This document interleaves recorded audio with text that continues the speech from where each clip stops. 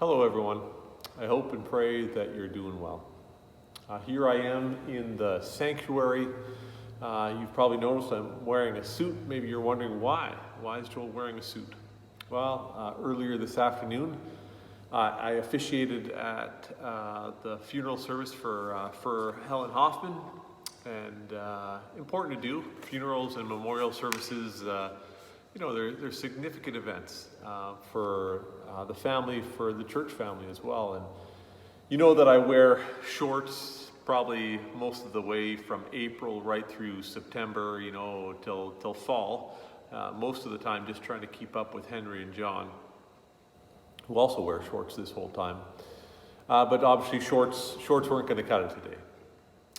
And, I recently had a little conversation with somebody about funerals and about memorial services and what's fitting. And we weren't thinking specifically about what clothing is fitting, but they were thinking more about what's spoken, what's fitting to say, or for to be preached at a funeral or memorial service.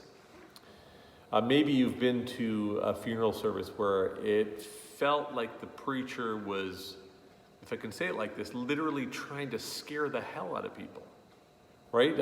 It felt like the preacher thought that this was kind of their one chance. People were gathered. They don't get to church very often, so this was their one chance to get people's attention. And so this preacher was going to make sure that everybody knew just how sinful they are, and how much they need God. It can be really a vulnerable time for somebody, a funeral service.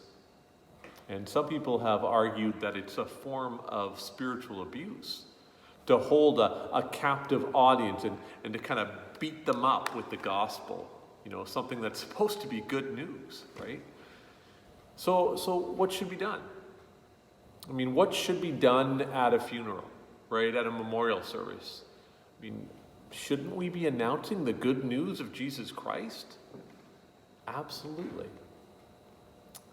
But shouldn't we also do it in a generous, gracious way so that people have room to receive this good news? And shouldn't we also remember who it is that saves people? This is a sober reminder, but it's absolutely true. Not one of my sermons has ever saved anyone. Not one. I do believe that God, through preaching and teaching, does absolutely draw people to himself, though.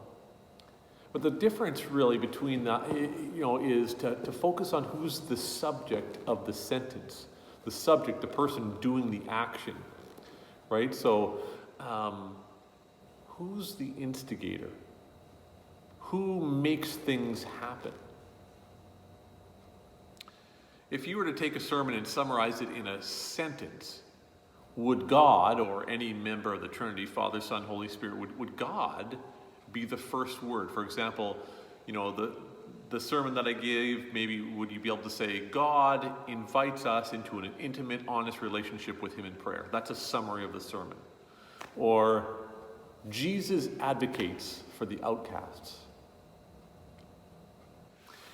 I like, Mary Hull's chaplain at Calvin University was a guest in my evangelistic, easy for me to say, evangelistic preaching class almost 20 years ago.